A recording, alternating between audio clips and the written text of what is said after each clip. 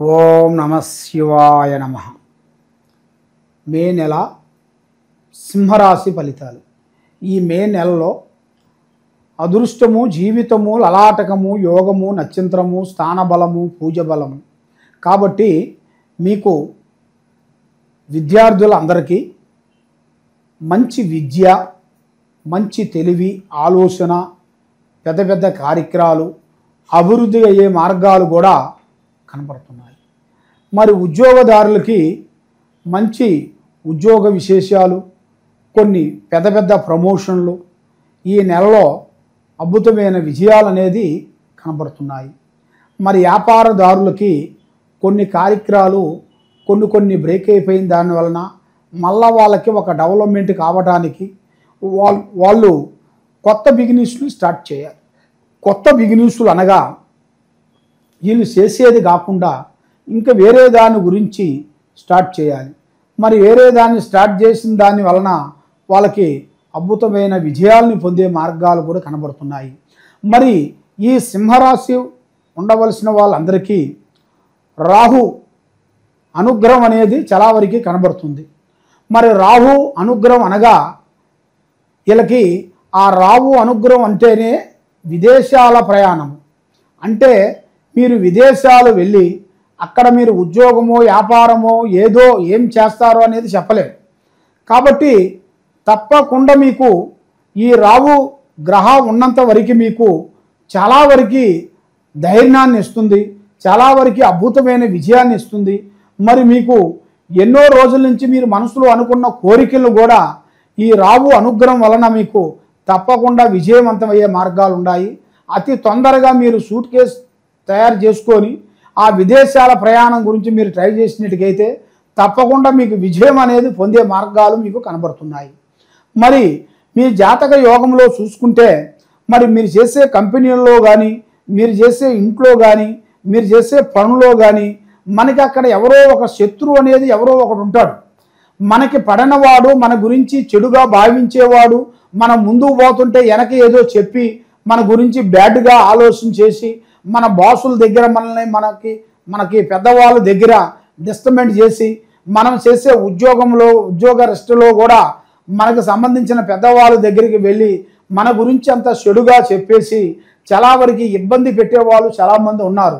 వాళ్ళు కూడా ఈ నెలలో తప్పకుండా శత్రువు నాశనం అనేది మీకు తప్పకుండా క్లీన్ అయిపోతుంది. ఆ శత్రువు నాశనం వలన వాళ్ళు చేసే కంపెనీల్లో కానీ, వాళ్ళు చేసే పనుల్లో కానీ తప్పకుండా మారిపోవటం కానీ, లేదా వాళ్ళ కంపెనీ లాస్ కావటం కానీ, లేదా వాళ్ళ కంపెనీ నుంచి మళ్ళీ ఇంక వేరే కంపెనీకి వెళ్ళిపోవటం కానీ, లేదా అదే కంపెనీలో అదే ఉద్యోగం చేసుకుంటూ ఆ ప్రేమతో మళ్ళీ మిమ్మల్ని దగ్గరికి వచ్చి కలుసుకొని అభిమానంగా ఉండాల్సిన టైం కూడా దగ్గరలోనే కనబడుతుంది. మరి ఆ భగవంతుడు దయ వలన మీకు తప్పకుండా అన్ని విధానాలుగా మీకు విజయవంతమయ్యే మార్గాలు కొన్ని కనబడుతున్నాయి. మరి ఈ నెలలో పెళ్ళిళ్ళు కానీ, గృహప్రవేశాలు కానీ, మీకు కొత్త పనులు కానీ కొన్ని అతి దగ్గరలో కూడా మీకు కనబడుతున్నాయి. అది మీరు అనుకోకుండా అకస్మాత్తుగా కొన్ని కార్యక్రమాల వలన పెద్ద పనులతో, పెద్ద కార్యక్రమాలతో అభివృద్ధిగా వచ్చే మార్గాలు కూడా కొన్ని ఉన్నాయి. అవి మీకు తప్పకుండా ఆ భగవంతుడు అనుగ్రహంతో విజయవంతమయ్యే మార్గాలు ఉన్నాయి. కాబట్టి వైవాహిక జీవితంలో చూసుకుంటే భార్యాభర్తల మధ్యలో కొన్ని సమస్యలు ఎక్కువగా కనబడుతున్నాయి.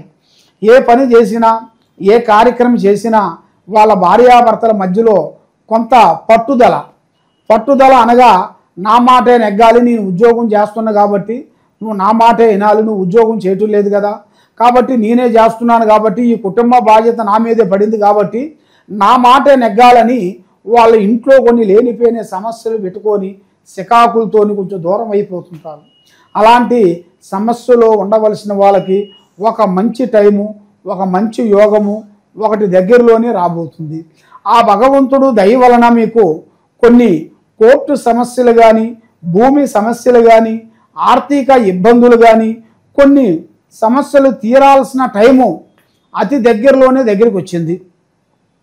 మరి ఈ సింహరాశి వాళ్ళు ఏ విషయమైనా కానీ అన్ని విషయాలలో కూడా వీళ్ళు లెక్క చేయరు.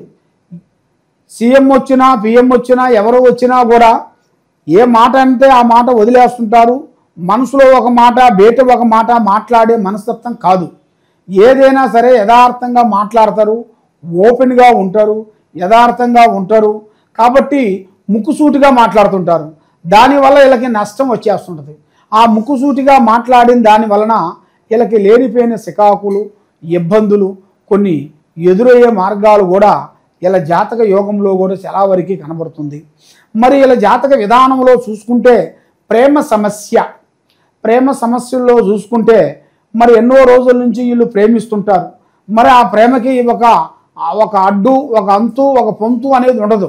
కాబట్టి దానికంటూ ఒక టైం అనేది వచ్చేసింది. ఆ టైం వచ్చింది కాబట్టి మీరు కొంత జాగ్రత్త పడాలి. ఎవరంటే వాళ్ళని నమ్మకూడదు, ఎవరంటే వాళ్ళని ప్రేమించకూడదు. ఏ కార్యక్రమం చేసినా కూడా మనకంటూ పెద్దవాళ్ళు ఉంటారు, మనకన్నా సీనియర్లు ఉంటారు. మరి మనకన్నా సీనియర్ని పట్టుకొని మరి ఏమి చేయాలి, ఎలా ఉండాలి, ఎలా పోవాలి, ఎట్లా పోవాలి అనేది మనం తెలుసుకొని మరి అది తెలుసుకునేట్టుకైతే ఆ భగవంతుడు దయ వలన మీకు తప్పకుండా మీకు విజయవంతమయ్యే మార్గాలు కూడా కొన్ని కనబడుతున్నాయి. మరి మీకు ముఖ్యంగా రైతులకి ఎన్నో విధానాలుగా పంటలు వేసేసి పోరాటం చేస్తుంటారు. మరి పోరాటం చేసే వాళ్ళందరికీ కొన్ని రోజులు వాళ్ళకి కొన్ని ఇబ్బందులు కొన్ని ఎదురవుతుంటాయి. ఆ ఇబ్బందులు ఎదురైన దాని వలన వాళ్ళకి ఎన్ని రోజులు కష్టపడ్డా, ఎన్ని రోజులు పోరాటం చేసినా చెడము తీరిక ఉండదు, దమ్మిడి ఆదాయం ఉండదు. కాబట్టి వీళ్ళ మీద నరులు ఘోష ఎక్కువగా ఉంటుంది. నరులు ఘోష అనగా ప్రజల దిష్టి. బాగున్నారు. కానీ ఈ సింహరాశిలో ఉండవలసిన వాళ్ళందరూ చాలా వరకు ఏ కార్యక్రమైనా కూడా ఒక అడుగు వెనకేసే వాళ్ళు కాదు, 2 అడుగులు ముందే ఉంటారు. కాబట్టి వీళ్ళకి డ్రెస్సింగ్ కానీ, మాట కానీ, విధం కానీ ఏదైనా కూడా చాలా హై లెవెల్గా ఉంటుంది. కాబట్టి ఇలా ఆ విధానాన్ని కూడా వాళ్ళు కంటిన్యూ చేయకోకుండా మధ్య వాళ్ళ మాట ఎప్పుడు వింటారో వీళ్ళు అదో గతి పాలైపోతుంటారు, టప్పన పడిపోతుంటారు. కింద పడిపోయిన కాడి నుంచి లేనిపోయిన సమస్యలు కొన్ని రావటం, కోర్టు నుంచి కానీ, పోలీస్ స్టేషన్ నుంచి కానీ, బంధుమిత్రుల నుంచి కానీ వీళ్ళకి లేనిపోయిన సికాకులు, ఇబ్బందులు కొన్ని రావటం. కాబట్టి కొంత నష్టాలు కూడా వీళ్ళ జాతక యోగంలో కనబడుతున్నాయి. ఎందువల్ల అంటే వీళ్ళ భార్య నుంచి కానీ, వీళ్ళ కుటుంబంలో ఎవరైనా ఒక జీవి గురించి కానీ కొన్ని ఇబ్బందులు కొన్ని ఎదురయ్యే మార్గాలు, వాళ్ళ చిన్న మాటని వాళ్ళు మనం చెప్పిన మాటని వాళ్ళు మిస్అండర్స్టాండింగ్ చేసుకొని దాని గురించి వాళ్ళు ఏదో ఒక అగాక్ష్యం చేసుకునే మార్గాలు కొన్ని కనబడుతున్నాయి. అగాక్ష్యం అనగా వాళ్ళు చనిపోవటం అంటే ఇప్పుడు ఈ రోజుల్లో మనం చూస్తున్నాం. చదువు గురించి వాళ్ళు ఫెయిల్ అయిపోయినా, ప్రేమ ఫెయిల్ అయిపోయినా, ఏదన్నా ఇంట్లో ఒకటి దూరం అయిపోయినా కూడా వాళ్ళు ఏం చేస్తుంటారు, ఒక మందు తాగటమో, లేదా ఒక డబ్బు నష్టమైనా, లేదా ఒక బెట్టింగ్లో వాళ్ళు కట్టి డబ్బులు నష్టమైపోయినా కూడా ఏం చేస్తుంటారు, ఇక అయిపోయింది నా జీవితం అనుకొని వాళ్ళు ఏదో ఒక మందు తాగటమో, ఉరేసుకోవటమో అలాగ చనిపోతుంటారు. దానివల్ల మనిషికి పడ్డవాడు చెడ్డవాడు కాదు, వచ్చిన సమస్యకి ఆ సమస్యకి ఎలా చేసుకోవాలన్న ఒక పరిష్కారాన్ని చేయాలనేది ఒక ఆలోచన చేయాలి. ఆలోచన చేసుకోకుండా మనం మూర్ఖంగా ఆలోచించినట్టుగైతే చాలా వరకు ఇబ్బందులు అయ్యే మార్గాలు కొన్ని కనబడుతున్నాయి. కాబట్టి మీరు ఎన్నో రోజుల నుంచి దైవ పూజ చేస్తున్నారు. ఏ దైవ పూజ చేసినా మీకు విజయవంతం ఉండలేదు. కాబట్టి శివుడాజ్ఞ లేనిది సేమైనా కుట్టదంటారు. కాబట్టి ఆ శివుడు ఆరాధన చేయాలి. ఓం నమశివాయ మీరు పొద్దున్న లేచిన కాడి నుంచి లాస్ట్ వరకు ఓం నమశివాయ అన్న మంత్రం, అది ఆ మంత్రాన్ని మీరు ఎప్పుడూ చదువుతూనే ఉండాలి. ఆ ఓం నమశివాయ దయ వలన మీకు తప్పకుండా ఆ శివయ్య పారాధన చేయండి, ఆ శివయ్య పూజలు చేయండి. ఆ శివ గుడికి వెళ్ళి మీరు శివాలయానికి వెళ్ళి కొన్ని ప్రదర్శనలు చేయండి. తప్పకుండా మీకు మంచి యోగం అనేది రాబోతుంది. కాబట్టి ఈ కింద ఉండాల్సిన నెంబర్కి మమ్మల్ని సంప్రదించినట్టుకైతే మీ పేరుని బట్టి, మీ యోగాన్ని బట్టి, మీ జాతకాన్ని బట్టి ఏముంది, ఏమి జరుగుతుందో అనేది చూసి అన్నీ మేము చెప్పగలుగుతాం. సర్వే జనా సుఖినో భవంతు. ఓం నమః శివాయ నమః.